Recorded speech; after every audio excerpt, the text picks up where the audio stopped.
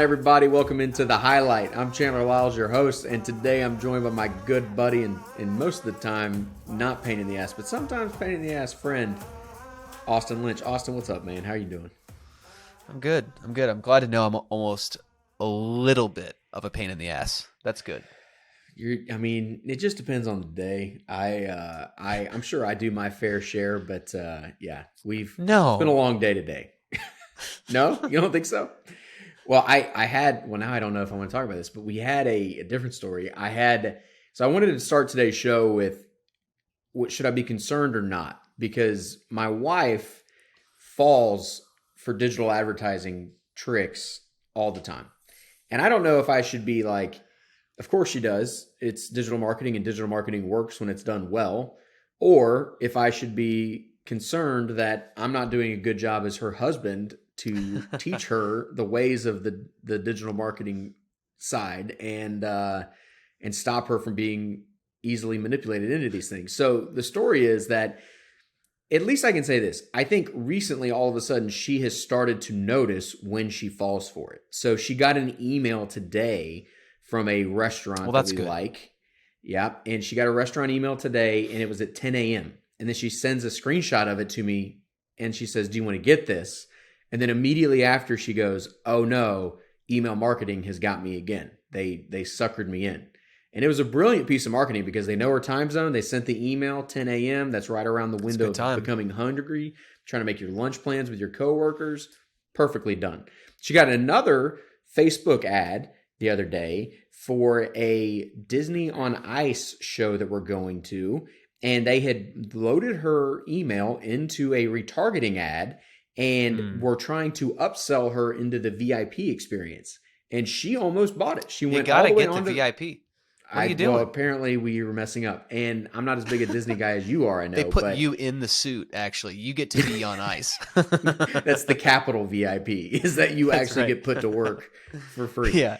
And, I don't know. I'll throw it to you. Like, does Taylor fall for digital marketing stuff, or am I failing as a husband, or...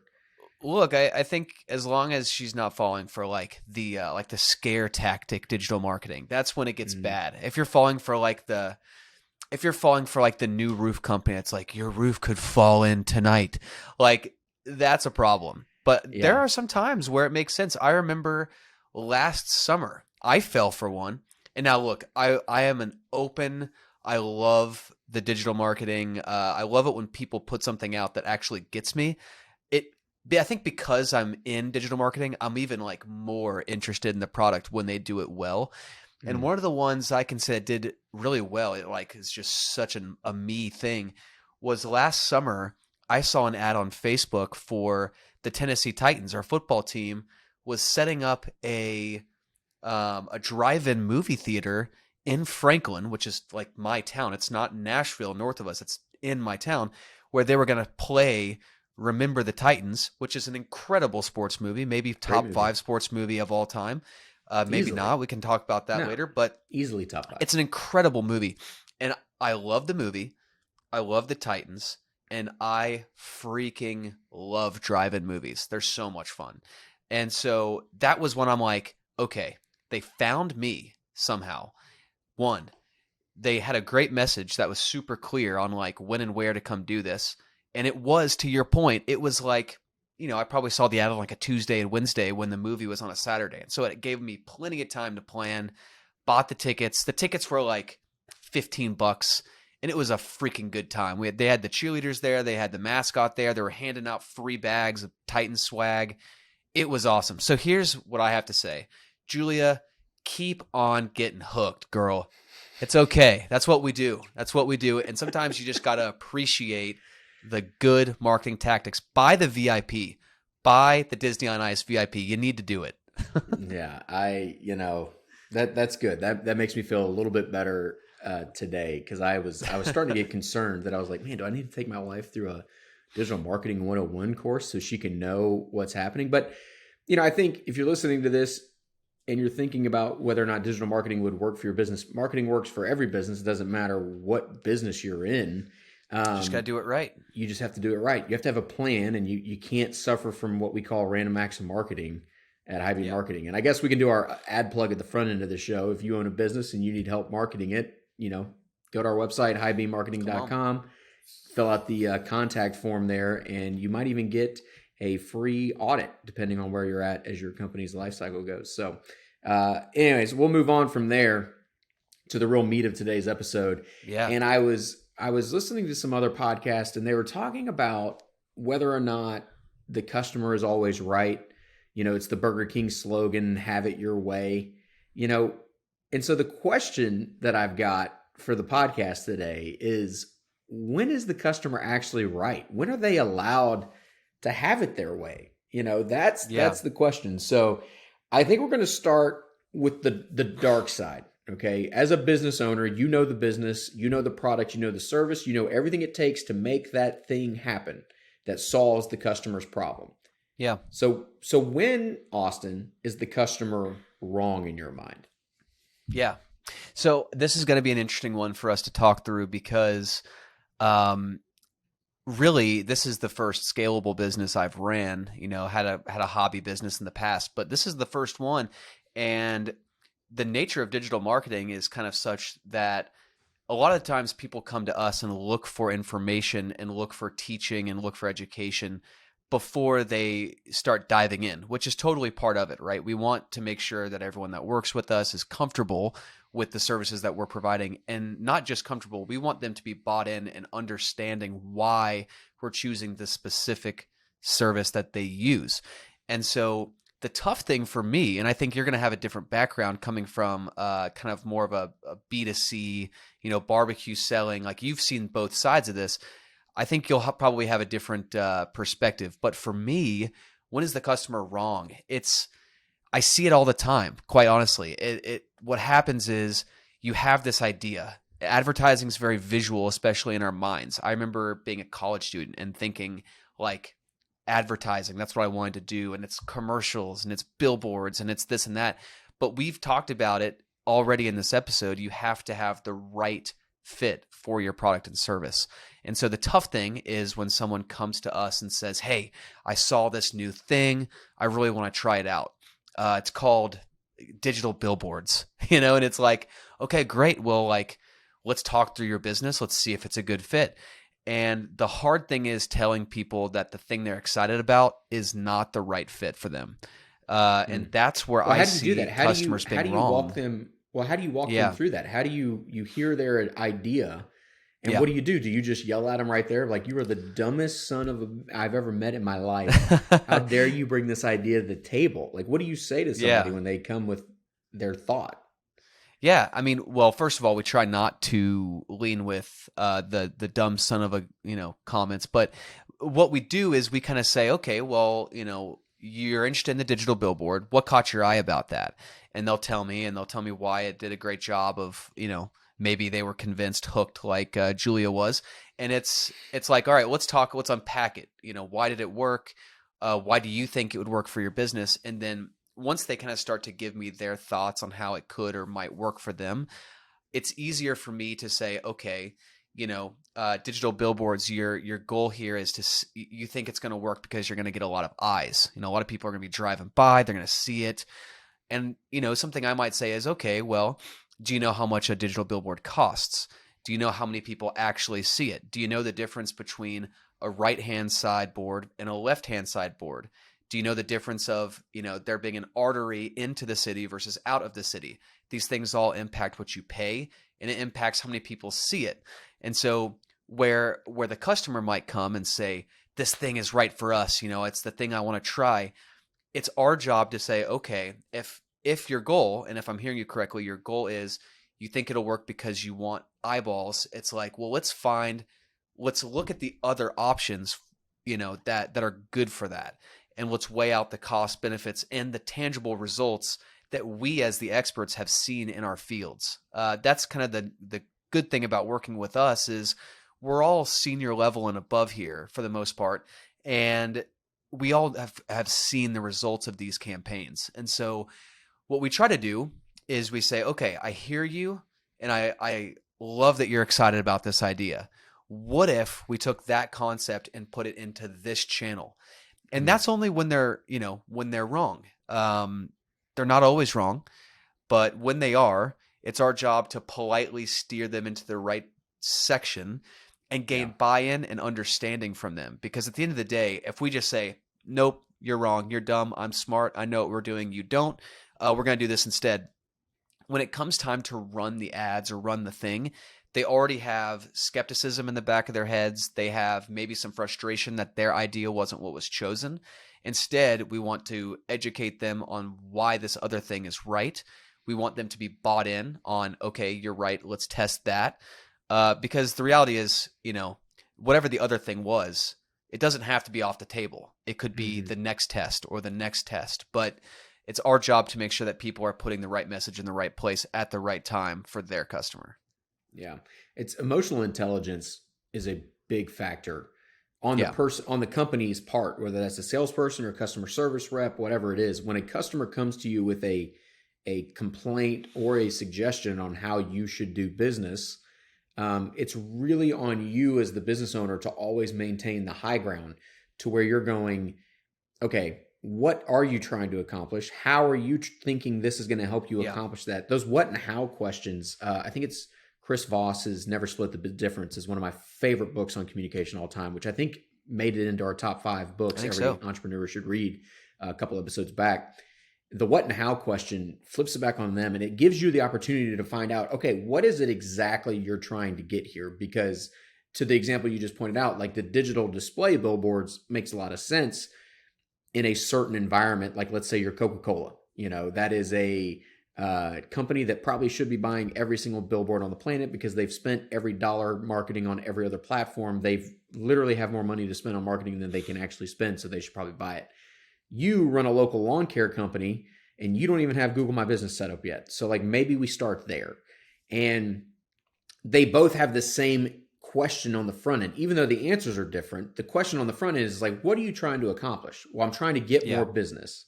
Well, great. We have a get more business checklist. Like what are you set up? Did you claim your Google My Business page? Step 1. Are you running local service ads? Step 2. All right. Like, and there's a way to flip them to where you go, hey, yeah, those billboards, it's almost like a yes and thing. It's very exactly. Yep. It's very, what am I trying to improv? It's very improv-esque in those moments in sales because or customer service where you're going, yes, that is cool. That is a cool opportunity. Yep. And we should also look at doing this, this, and this because these are eyeballs that are even higher intent than people just trying to drive to work on a Monday morning that you should be looking at first. Customers are wrong all the time. I mean, they are consistently wrong just because they don't spend, like you spend every single minute in your business. They don't. They live a full life with 100 different factors in it at all times. They're interacting with hundreds of brands on a daily basis. Yeah. I mean, just for breakfast, they'll have a coffee brand, they'll have clothing brands, they'll have TV commercials, radio ads, they'll have kids coming up to them. There's so much, and they are distracted by all of it, and they also go deep into their one lane of expertise, whatever that is. You have your one lane of expertise, which is, for us, marketing. If you're Chick-fil-A, it's chicken sandwiches. Like, your one thing really, really well. So, of course, when the customer's right and wrong, but that doesn't mean that you need to berate the customer over the head. I remember I love all the Flip This Restaurant shows that were on TV for the last 15 years, especially when I was running the barbecue restaurant, because it was such a cool way to be like, oh, we're doing better than those guys. And that's okay. There was I forget the name of the couple and the name of their restaurant, but they're pretty internet famous within restaurant circles. They were on Gordon Ramsay's Kitchen Nightmares. And his whole bit is he goes into the restaurant and he sees what's wrong. And the whole first half of the episode is him tearing you down so he can build you back up. Very story circle-esque, right? It's great. It's great TV. These people never got built back up because they came in and every customer was wrong. Every suggestion was wrong. They were right. They just wore everybody out. And, I think Gordon ended up leaving them. And like they would go on Yelp and just argue with people, and it's bad. And I'm not without my flaws. You could probably Google Lyles Barbecue Company reviews and find a couple times that I went and argued with some customers and probably shouldn't have done that. But I think it just depends. You lose your emotional intelligence sometimes. Nobody's perfect, but it is what it is, right? And I do want to say that, the customer, I've heard it both ways. I've heard people say the customer is always right. I've heard people say the customer is never right. My opinion is that the customer is always right. That doesn't mean they are the right fit for your business. So that's an interesting one. You are always right as a customer, but you're not the right customer for every business. And so if you really like spending money on food and you enjoy the Michelin star plates and all the fancy stuff, that's great, but you're not McDonald's customer. Don't go into McDonald's expecting them to solve a problem that you're trying to have a Michelin star chef solve for you, right? It's just that. I think it was I think there was a story of Southwest founder and president Herb Kelleher. They had this customer that was going back and forth with all the customer service people. And Southwest is top notch with, we are above and board service. Like we go above and beyond, And they just could not make it right for this lady. And finally it gets to his desk and he hears the experience, here's what's going on. And then he writes a note and sends it to her. And she gets the note and opens it. And the note says, "We'll miss you as a customer. Sincerely, Herb Kelleher." And he just fired her as a customer because he realized she thinks she's right. We know what we do. She can fly Delta. She can fly one of these other airlines. There's nothing we can do to make this woman's day better. Like it's just, she's not the right fit for our company. That's an interesting one. I mean, that's a tough spot. I mean, it's a really tough spot to be. I love Southwest as a company. I fly Southwest every time I can. I think they're great. And at the end of the day, I would be willing to bet that they really did go through pretty much everything they could to make it right. And yeah, sometimes people, they might take advantage of a policy that you offer or something like that. I saw that, I used to flip pizzas back in the day. That I love pizza. I love making pizza. I used to do that when I was in high school and early college. And I remember that there was a time where, again, this person would call in and we kind of had a satisfaction guarantee, and they took advantage of that 2 or 3 times too many before we basically just said, "Hey, can't keep serving you if this is going to be the end result." And that was after several times of management level people saying, "Hey, this pizza really it did meet the standard." And so sometimes you do have to fire them, but that's when they're wrong. So give me a couple of examples of times that you've either experienced or things you've witnessed of when the customer's really right and needs to be listened to. Yeah, I think your suggestion box or reviews or one-on-one conversations you have with customers are a great way to figure out when they're actually right and your company is wrong. Because so many times they'll give you, in those interviews, in those conversations, they will give you the information you need so desperately as a business owner to be able to make your business better, because they're interacting with your company on a different level than you are. And so they're exposing you to different perspectives that if you're not careful, your ego won't let you see, especially when it's a small business like what we run, because we're so close to it. It's so personal. Yeah. It's almost like insulting us on the inside, saying that your baby is ugly. And it's not that. It's them just genuinely saying like, "Hey, do you guys have a way to make this better?" Like I remember there was a time in the barbecue restaurant where we would get busy and things would blow up and go slow. And it's just the beast of the restaurant sometimes. And somebody kept asking us, like, "Do you guys have a way to call ahead? Like, I really want to eat here. I really want the food, but like, I cannot sit here in line for half an hour every day. Like, can I call ahead and just grab it? And we fought that for a while because we were like, "We don't have that in place right now. You should stand in line and want this food, blah, blah, blah." We were very us-centric at that time. And it's a very bad idea because we were 100% wrong. We had the capability to do call ahead. We just didn't want to change. And eventually, thankfully, we decided to listen to enough customers' feedback and we changed. And call ahead was a great, 20% of our revenue was to go take out call ahead orders. And that was a lot of money we would have left on the table had we not made those pivots. Yeah. We saw it again with, we want to be able to order online. So we found a way to get an app. It is customers will tell you the next thing to do. They may be wrong, but for the most part, they're right. I think the famous argument to this is Henry Ford. I don't know if this is an actual quote or one of these like American mythology quotes or whatever it is, but he said something like, if I asked people what they wanted, they would have asked for a faster horse versus a slower car. Yeah.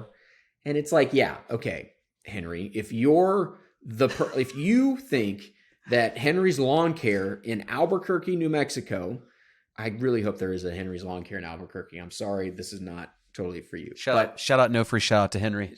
That's right. And, we already gave one to Southwest, so now Henry gets one. But if you're Henry's Lawn Care in Albuquerque, New Mexico, you are not revolutionizing lawn care. Like, you are not inventing a whole new industry. Like, you're not. And you're doing a great business that's needed, and it's great service. And I don't even know if they have grass in New Mexico. This analogy is really falling apart. But the point is that most of us included at High Beam Marketing, we are a digital marketing advertising agency, and we're not inventing a car. We're not acting like it. So if a customer comes to us and goes, "Hey, could we have a weekly meeting where we talk for half an hour about stuff?" It's like, if we have, yeah, sure, let's try it. Let's see how it goes, and we're not going to say like, "Oh, you just need to trust us because we're savants," and da da da. Like, no, listen to the company. Now, if you have a revolutionary product right, and you're inventing the next Facebook or Netflix or insert whatever other unicorn company you're going to use to justify this argument here, go for it, man. Good luck. Me and Austin wish you all the best, but it's just not like, if you have a barbecue restaurant, you're not inventing barbecue. It is what it is. It's okay. So that's my soapbox on that. And I will say a little tip here before we let you get us out of here on the Austinism of the day. A great place to find customer feedback that has nothing to do with your ego in a negative way, but actually might make you feel better as a company owner, is go to the Google reviews of your competitors in the local area. Because two things will happen. One, you'll feel really great because they get those crazy 1-star reviews that you have to deal with too, and that'll make you feel better. But also, you'll see in their feedback that they're getting where you can improve and where you can differentiate yourself as a customer, and the marketing messaging that you can put into your ads to speak to those people. So for instance, something we saw a lot was parking issues. Barbecue restaurants tend to be in places that aren't great with parking. And so we sort of made a funny ad one time where we took a big drone shot from the top of the restaurant and just zoomed all the way out and just kept going up and up and up and into the air. And we said, look at all this parking around the building. You'll never not have somewhere to park. You know what I mean? And it was just sort of like a fun little way to point out a accidental solve that we had for somebody else's problem. We would have never been suggested get more parking. Our shopping center we were in had plenty of parking. But because we looked at somebody else's reviews to see what they were struggling with, that became really apparent for us. Yeah. Exactly. Yeah. So finding ways to get creative, and my biggest advice is just check the ego at the door, man. That's the rule of the day. If you do that, you tend to win more times than you lose. So that's a good piece of advice. That's my spiel. All right, Austin, give the people what they really want, why they really listened. Give them the fun. Yeah. Well, the fun of the day, I guess, is, if you don't know anything about me, I love to have things around my office. All kinds of things. I've got a fish tank over here. I've got lightsabers. No, it's not crap. These are things. These are things that inspire me to do great work. And I've got a fish tank. I've got 2 lightsabers mounted to the wall. I've got a little Texas A&M basketball hoop that I can shoot from. But every now and then you go back to your parents' house and you dig around in all your old crap that you forgot that you had, and you discover a gem. A gem's so good that it just needs to be in a place that inspires you to be great. And I found an autographed picture of one of the greats. And I'm just going to go ahead and come out and say it. It's Brittany, bitch. I found this 8x10 autographed print in my parents' attic. Now, I know for a fact that this is not my print. This is my brother's. Because my brother was given for Christmas, he was given front row tickets to see Britney Spears here in Nashville. He was probably 12 and had just a huge crush on her. And so my dad, just being the ridiculous person he is, bought front row seats to go see Britney, made him go. I'm sure he enjoyed it equally, if not if not more than my brother. But anyway, I guess somehow they got an autographed picture, and here we are probably 15 years later, and it's about to be hung up in my office. So there's your little inspiration for the day. If that doesn't inspire you, I'm sorry. But in this case, the customer's wrong. So that's what I'm going to leave you with. I'm not really sure how to segue out of this, so I'm just going to do it. So we appreciate you guys listening. Thanks for watching. We'll see you next time. Peace. Peace.